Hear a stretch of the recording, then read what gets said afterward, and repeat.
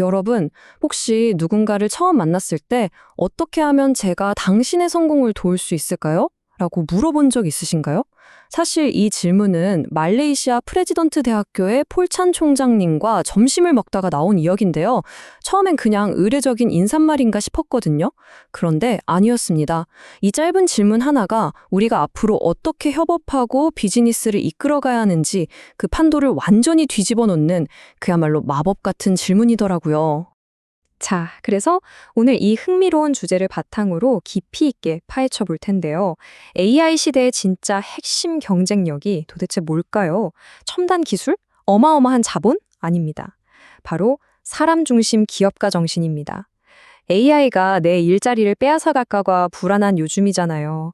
그런데 역설적이게도 이럴 때일수록 우리가 살아남고 또 크게 성공할 수 있는 가장 강력한 무기는 기술이 아니라 오히려 사람의 잠재력을 어떻게 끌어올릴 것인가 하는 패러다임의 전환에 있다는 거죠. 그럼 이게 무슨 뜻인지 세 가지 단계로 한번 나눠서 살펴볼게요. 첫 번째는 그냥 비용 절감이에요. 많은 회사들이 AI를 딱 이 수준으로만 봅니다. 인건비 줄이고 효율 높이는 도구 정도로요. 이건 전형적인 관리자의 함정입니다. 여기서 살아남으려면 두 번째 단계, 즉 남들보다 먼저 혁신해서 시간을 단축하는 기업가 마인드로 넘어가야 합니다. 그리고 마침내 도달해야 할 궁극적인 3단계가 바로 앞서 말씀드린 사람의 잠재력을 극대화하는 것, 즉 사람을 살리는 마인드셋인 거죠. 자, 그럼 대체 왜 단순히 비용을 줄이는 것만으론 안 되는 건지 첫 번째 핵심인 문명적 속도전에 대해 이야기해보죠. 지금 우리는 엄청난 문명적 대전환기 한가운데 서 있어요. 우리 2000년대 초반 디지털 대전환기 때 한번 떠올려 볼까요? 그때 일본 기업들은 어떻게 했죠? 완벽한 품질, 비용 절감, 이런 거 꼼꼼하게 따지면서 차근차근 접근했잖아요. 반면에 한국 기업들은 어땠나요? 일단 부딪히면서 디지털 전환의 속도를 미친 듯이 끌어올렸죠. 결과는 다들 아실 겁니다. 전환의 속도가 완벽함을 압도해버렸고 삼성이 소니를 단숨에 앞질러버렸잖아요. 결국 이런 거대한 전환기에는 완벽함보다 무조건 속도가 생명이라는 걸 역사적으로 증명한 셈이죠. 그럼 이 속도를 어떻게 낼 수 있을까요? 여기서 현대자동차의 기가 막힌 시간을 사는 전략을 한번 들여다볼 필요가 있습니다. 현대차의 전략은 정말 똑똑했어요. 모든 기술을 굳이 자기들이 처음부터 끝까지 다 개발하려고 고집을 안 피웠거든요. 대신 다른 곳에서 역량을 쫙 빌려와서 그 엄청난 혁신에 시간을 확 단축시켜버렸습니다. 2000년대에는 현대모비스를 통해서 디지털 모듈화라는 시간을 샀고 덕분에 2003년에 이미 도요타의 품질을 턱 밑까지 따라잡았죠. 그리고 지금 다가오는 2026년 AI 로봇 시대를 앞두고는 보스턴 다이내믹스를 통해 또 한 번 로봇화에 필요한 어마어마한 시간을 통째로 사버린 겁니다. 자, 이쯤에서 진짜 놀라운 숫자 하나 말씀드릴게요. 바로 100배입니다. 100배요. 2000년대에 시간을 아껴줬던 현대모비스, 그리고 지금 로보틱스의 시간을 사다 준 보스턴 다이나믹스. 이 두 회사의 전략적 가치가 처음보다 무려 100배 가까이 폭발적으로 뛰었다는 거예요. 단순히 돈을 쓴 게 아니라 변화의 속도를 돈으로 산 그 과감한 결정에 대해 시장이 어마어마한 보상을 내려준 거죠. 그래서 지금 현대차는 이제 그냥 자동차 회사가 아니에요. 이른바 피지컬 AI 기업으로 완전히 진화했습니다. 하드웨어는 모비스가 꽉 잡고 있죠. 소프트웨어는 현대 오토에버, 거기에 인공지능 두뇌는 보스턴 다이나믹스가 맞는 완벽한 삼각편대가 완성된 거예요.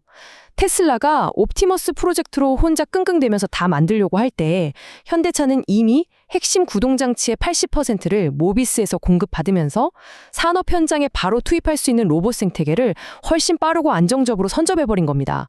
진짜 대단하지 않나요? 자, 이렇게 비즈니스 전략 측면에서 시간을 사는 게 얼마나 중요한지 봤으니 이제 조금 더 근본적인 이야기로 넘어가 보겠습니다. 바로 AI의 역설입니다. 이 역설의 정답을 정말 날카롭게 짚어주는 한 문장이 있어요. 비용을 사는 기업은 죽고 시간을 사는 기업은 승리하며 사람을 살리는 기업은 영원할 것이다. 와, 정말 뼈 때리는 말이죠. AI로 당장 인건비 몇 푼 아끼겠다고 사람을 기계로 대체하는 회사들 결국 도태될 겁니다. 대신 타인의 성공을 진심으로 돕고 사람의 가치를 살려내는 것. 이것이야말로 오늘 우리가 계속 강조하는 사람 중심 기업가 정신의 진짜 핵심이고 기업이 영원히 살아남을 수 있는 유일한 비결이라는 뜻입니다. 그러니까 이게 무슨 뜻이냐면 지금 인류의 패러다임 자체가 송두리째 바뀌고 있다는 거예요. 솔직히 산업시대나 디지털 시대까지만 해도 무조건 효율성, 생산성 이게 최고였잖아요. 그런데 자동화가 고도로 발달한 AI 시대, 즉 이 새로운 르네상스 시대에는 기계가 생산성을 다 알아서 해버려요. 그러니까 역설적으로 생산성은 더 이상 핵심 무기가 아닌 거죠. 대신 AI가 절대 못하는 것들? 그러니까 타인과 공감하고 완전히 새로운 통찰력을 발휘하고 끊임없이 엉뚱한 질문을 던지는 인간 고유의 상상력이 그 어느 때보다 결정적인 차별화 요소가 되는 겁니다. 그렇다면 이 변화에 맞춰서 우리는 사람을 어떻게 길러내야 할까요? 마지막으로 사람 중심의 교육에 대해 짚어보겠습니다. 결국 기업의 철학은 교육의 방향과 똑같이 갈 수밖에 없어요. 프레지던트 대학교 같은 교육기관들이 나아가야 할 길도 아주 명확해집니다. AI 도입해서 교수님들 대체하고 비용 아끼려는 그런 얄다른 관리자 마인드는 당장 버려야 해요. 오히려 AI를 적극 활용해서 학생들이 가진 숨은 잠재력을 끄집어내고 끊임없이 질문하는 힘을 길러줘야 하죠. 학교 조직 역시 마찬가지입니다. 모든 걸 자처적으로 구축하려 하지 말고 외부의 뛰어난 역량을 팍팍 빌려와야 합니다. 낡고 쓸모없는 과거의 관행들은 피터 드러커가 말한 것처럼 미련 없이 전략적 폐기를 해버려야 하고요. 49살 CEO 주 블랜버는 경영에 역시 취사헌의 대간을 반성해야 된다고 강조했듯이 고객의 반응에 따라 질을 끊임없이 성장할 수 있는 성장의 정신을 기르려고 해야 합니다. 이걸 제대로 해내려면 문화 자체가 완전히 바뀌어야 합니다. 예전에 삼성 이병철 회장님이 내 인생의 80%를 인재 기르는 데 썼다고 하셨잖아요. 훌륭한 기업은 결국 좋은 사람을 길러내는 플랫폼이거든요. 옛날에는 그저 머리만 똑똑한 지, 덕, 채 중심의 꽉 막힌 엘리트들을 원했다면 지금은 아닙니다. 지금 시대에 가장 위험한 사람이 누군지 아세요? 바로 혼자서만 똑똑한 사람입니다. 이제는 직접 몸으로 부딪히며 실천하고 주변 사람들과 끊임없이 협력하며 같이 성장해 나가는 열린 채, 덕, 지의 마인드셋을 가진 인재가 절대적으로 필요합니다. 자, 긴 시간 따라오시느라 고생 많으셨습니다. 오늘 이야기를 마무리하면서 여러분의 마음속에 오래오래 남을 묵직한 질문 하나를 던져보고 싶어요. 혼자서 모든 걸 다 잘할 수 없는 이 거대한 변화의 시대에 여러분의 소중한 시간을 확 아껴줄 여러분만의 모비스나 보스턴 다이내믹스는 과연 누구인가요?